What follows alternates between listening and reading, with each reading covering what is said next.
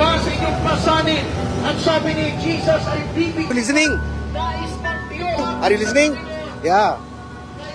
ప్రియులారా, ఇక్కడ దేవుని యొక్క సువార్త ప్రకటిస్తుంటే ఈవిడ వాక్యం వింటుంది, దేవుడి వాక్యాన్ని వింటుంది. ఈవిడ దేవుడి మాటలు వింటుంది. వ్యాపారస్తురాలు. ఈ తాతగారు దేవుడి మాటలు వింటున్నాడు, ఇతను వ్యాపారస్తుడు. Are you listening? Are you listening? You are listening? You are also listening. You are listening, right? Yes. వీళ్ళందరూ వ్యాపారస్తులు. వీళ్ళ వ్యాపారాన్ని బంద్ చేసి చర్చికి రాలేరు. వీళ్ళు పాస్టర్ గారికి ఆత్మల పట్ల భారం ఉంటుంది కాబట్టి ఒక సువార్థికుడిగా కాకపోయినా కనీసం ఒక కాపరిగా ప్రజల మధ్యలోనికి వచ్చి సంఘానికి రావడానికి వీలే లేని ప్రజల కొరకు మరి మార్కెట్ ప్లేస్ లో దేవుడి వాక్యాన్ని ఇవ్వాలి కదా. ఇక్కడ సువార్త ప్రకటిస్తా ఉంటే ఇక్కడ ఈ బ్రదర్ వింటున్నాడు, అక్కడ ఆ తాతగారు విన్నాడు, అక్కడ ఆ సిస్టర్ గారు వింటున్నారు. ఇది నేను అబ్జర్వ్ చేశా. ఇక్కడ ఈ బైక్ అతను వింటున్నాడు. చాలా మంది వింటారు. ఒకవేళ అందరూ క్రైస్తవులు అయినా కూడా వాళ్ళు కూడా దేవుడి వాక్యం విని బలపరచబడాలి కదా. వారికి కూడా దేవుడి వాక్యం అవసరమే కదా. వారు ఈ లోక విషయాలలో చిక్కుకొని పోయి దేవుడి సన్నిధికి రాలేని పరిస్థితిలో ఉండగా, దేవుడి సంఘానికి రాలేని పరిస్థితిలో ఉండగా, మనం అంటాం కదా దేవుడు ఎక్కడి నుంచో దిగొచ్చాడు అంటాం కదా. మరి మనమెందుకు మన పుల్పిట్ మీద నుంచి దిగి ప్రజల వద్దకు రాము? మనం ఎప్పుడు తనను తాను త్యాగం చేసుకున్న యేసుక్రీస్తు ప్రభువుని ప్రకటిస్తాం గాని మనమెందుకు త్యాగం చేయలేకపోతున్నాము?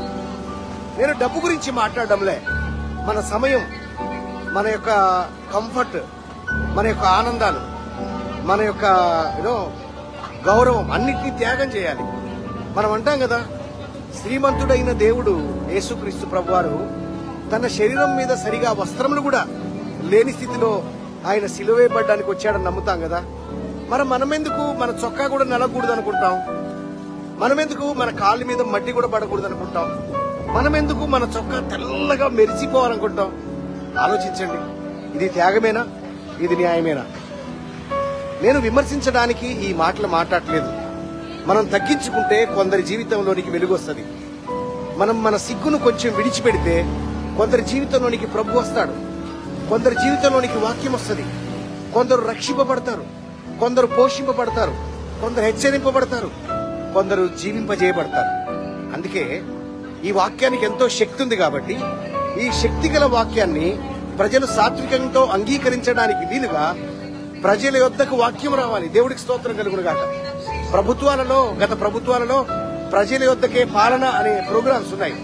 ఎందుకు ప్రజల యొద్దకు పాలన? ప్రజల యొద్దకు పాలన అంటే ప్రజలు ప్రభుత్వం దగ్గరికి చేరలేని పరిస్థితిలో ప్రభుత్వమే ప్రజల దగ్గరకు వచ్చి పరిపాలించే ప్రోగ్రాం అన్నమాట. ఇప్పుడు ఆంధ్రప్రదేశ్ రాష్ట్రంలో గ్రామ వాలంటీర్ వ్యవస్థ అని ఉంది కదా. ప్రజలందరూ ప్రభుత్వాన్ని దగ్గరికి వెళ్ళలేరు కాబట్టి ఆ వాలంటీర్లే తమంతట తామే ప్రజల యొద్దకు వచ్చి ప్రజల అవసరాలు తీర్చే ప్రభుత్వ వ్యవస్థ. దీన్ని మీరు బాగా అర్థం చేసుకుంటే మరి పరలోకము ప్రభుత్వము ప్రజల యొద్దకు వచ్చి పరిపాలించే పరిస్థితి ఎక్కడ? పరలోకము ప్రభుత్వము ఒక ఆఫీస్ ఓపెన్ చేసి మీకు వీలైతే రండి, వస్తే రండి, చస్తే చావండి అనడం కాదు కదా. ఆ ప్రభుత్వమే, ఆ పరలోక ప్రభుత్వమే ప్రజల యొద్దకు రావాలి, ప్రజల యొద్దకు వాక్యం ఇవ్వాలి, ప్రజల హృదయాల దగ్గరకు రావాలి. అది ఏదో ఒకరిద్దరు చెప్తే జరిగేది కాదు, ఏదో ఒకరిద్దరు చేస్తే ఒడిగిపోయేది కాదు. రాబోయే తరాలని వాక్యాన్ని ప్రకటించగలిగే ప్రభుత్వమే ప్రజల యొద్దకు వాక్యాన్ని తీసుకెళ్లగలిగే యోధులను తయారు చేయాలి. దేవుడికి స్తోత్రం.